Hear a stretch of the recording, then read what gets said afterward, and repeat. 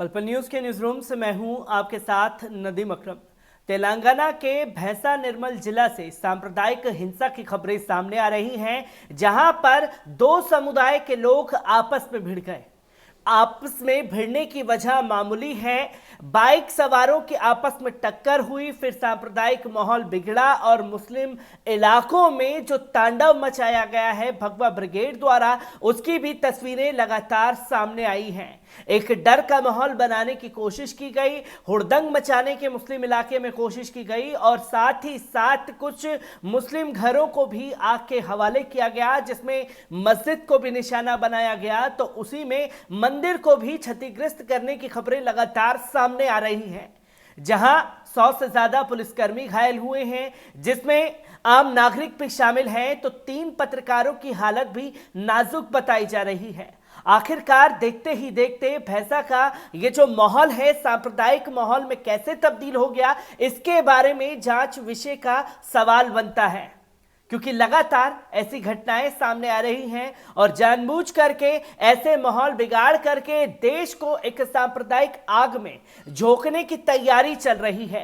आखिरकार पूरा मामला क्या है, एक बार इस पर नजर डालते हैं। हैदराबाद तेलंगाना क्षेत्र भैंसा में सबसे अधिक सांप्रदायिक रूप से संवेदनशील क्षेत्र आज रात एक बार फिर से सांप्रदायिक तनाव का गवाह बना, जब दोनों समुदाय के सदस्य मामूली दुर्घटना के मुद्दे पर आपस में भिड़ गए। कथित तौर पर सांप्रदायिक तत्वों ने मुस्लिम समुदाय से संबंधित एक स्थान की पूजा और संपत्ति को निशाना बनाया।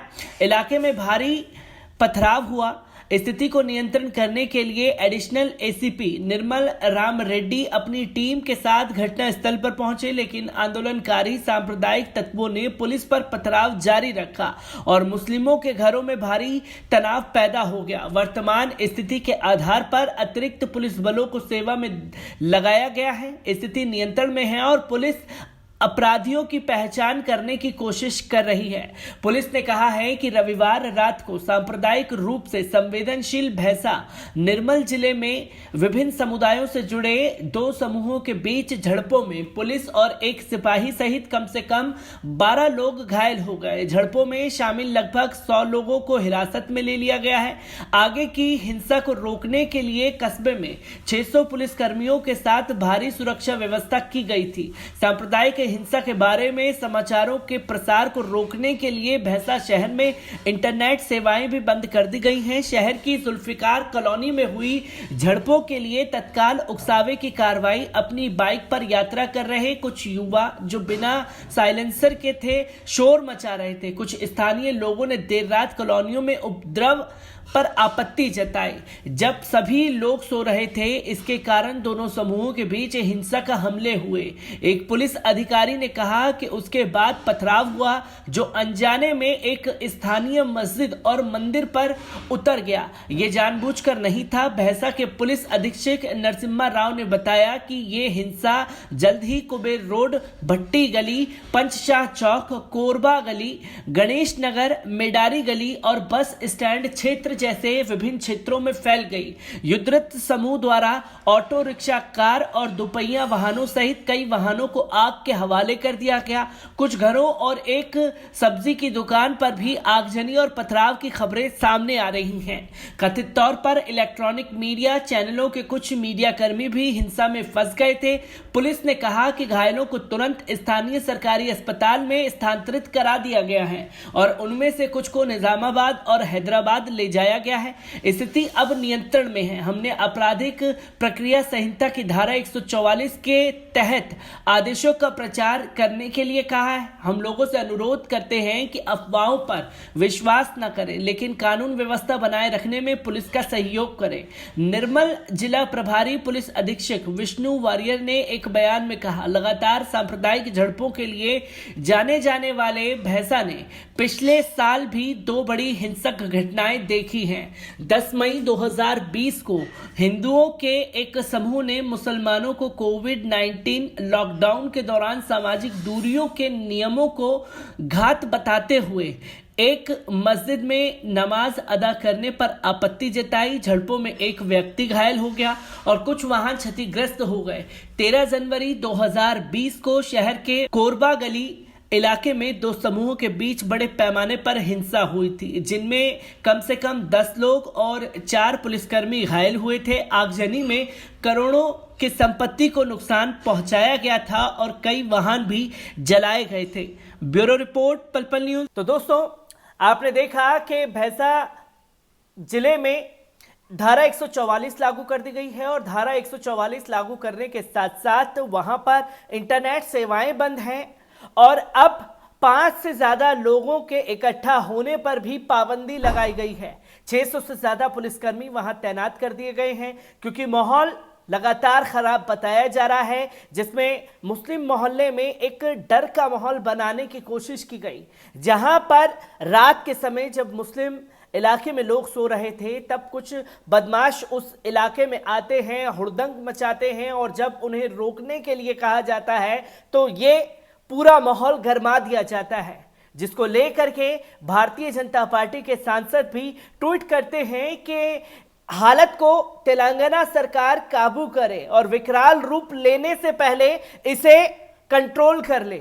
विकराल रूप लेने तक की बात जो है भारतीय जनता पार्टी के सांसद कहते हुए नजर आ रहे हैं। पर भैंसा की घटना पर बैरिस्टर असदुद्दीन ओवैसी का भी एक बयान सामने आया है, पहले उस पर भी नजर डालते हैं। कल भैंसा में जो वाकया हुआ, तेलंगाना की हुकूमत उसका सख्त नोट लेगी। आखिर ये होते कौन है ये लोग? 4 लोग मस्जिद में नमाज तरावी की पढ़ रहे हैं, घर मस्जिद में घुसकर गाली गलौज। कौन है वो शख्स? फिर उसका वालिद आकर माफी चाहता है मुसलमानों से, फिर दोबारा फिर आता है वो लड़का और उसके बाद आप देखते हैं कि अलमास खान पर चाकू तलवार से हमला कर दिया गया। मैं हुकूमत से मुतालबा करता हूं कि जब आपके पास फेस रिकग्निशन टेक्नोलॉजी है तो भैंसा में रखिए ना, उसको लगाइए पूरे सीसीटीवी कैमरास क्यों नहीं लगाते वहां पर? अगर आपके पास टेक्नोलॉजी है कि अगर कोई मास्क नहीं पहन रहा है तो आप उसको चालान कर रहे हैं, तो भैंसा में क्यों नहीं किया जा रहा है? भैंसा में चाहे कोई भी गलती करा हो, चाहे वो किसी मजहब का हो, मुसलमान हो, हिंदू हो, मजलिस का हो या बीजेपी का हो या हिंदू वाहिनी का हो, कोई भी हो, मैं तेलंगाना के चीफ मिनिस्टर से इस बात का मुतालबा करता हूं कि सख्त एक्शन लो आप। ये एक पीसफुल स्टेट है। क्या बात है कि हर महीना गड़बड़ होगी क्या वहां पर? ये दूसरी गड़बड़ हुई है, क्यों होने दे रहे इसको? अगर सख्ती से आप कुछ लेंगे एंटी सोशल एलिमेंट्स को, इनको मिसाल बनाएंगे तो कोई गड़बड़ नहीं होगी। इसलिए हुकूमत से मुतालबा करते हैं कि जो वाकया भैंसे में हुआ वहां पर हमारे चेयरमैन जावेर अहमद पूरा ताउन किए। रात भर जावेर मुझसे राब्ते में रहे। मैं रात भर कल सहरी तक जावेर से गुफ्तगू करते रहा। जावेर ने मुझसे कहा कि क्या करने वाला, पहला काम ये करो कि अमन को बरकरार रखो। बहुत से लोग, जावेर खुद परेशान थे, जावेर खुद परेशान थे। आज वो जिंदगी और मौत की लड़ाई लड़ रहा है बच्चा निजामाबाद में। हम अल्लाह से दुआ करते कि अल्लाह सुब्हानहू व तआला उस जख्मी को शिफा दे, उसको हयात दे दे। और हुकूमत से ये मुतालबा करते हैं कि खत्म करो आप इन चीजों को, नोट करो आप। इस तेलंगाना में इस वायरस को बढ़ने मत दीजिए आप। कोविड वायरस खत्म हो जाएगा, उसकी दवा निकल जाएगी। अगर ये वायरस तेलंगाना में बढ़ेगा तो फिर सबको नुकसान करेगा। इसीलिए हुकूमत को चाहिए, पुलिस के आला अहदेदारों को चाहिए कि इसका सख्त नोटिस लें। तो दोस्तों, आपने देखा कि लगातार देश भर से ऐसी ही खबरें सामने आ रही हैं। इससे पहले मध्य प्रदेश से ये खबरें सामने आई थी कि मुस्लिम मोहल्ले में जबरन रैली निकाली गई, फिर मस्जिदों को टारगेट किया गया। दिल्ली की कई जगह पर मौलानाओं को धमकाते हुए कुछ लोग नजर आए। तो यहाँ जो भैंसा जिले में हुआ है वो मामूली सड़क दुर्घटना थी, जहां 2 बाइक सवारों की आपस में टक्कर होती है और उस टक्कर के बाद माहौल खराब करने की कोशिश की जाती है और देखते ही देखते आसपास के इलाकों में आग की तरह ये सांप्रदायिक आग फैल जाती है, जिसे रोकने के लिए पुलिस फोर्स पूरी तरीके से तैनात कर दी गई है और तेलंगाना सरकार ने साफ तौर पर कहा है कि दोषियों को बख्शा नहीं जाएगा।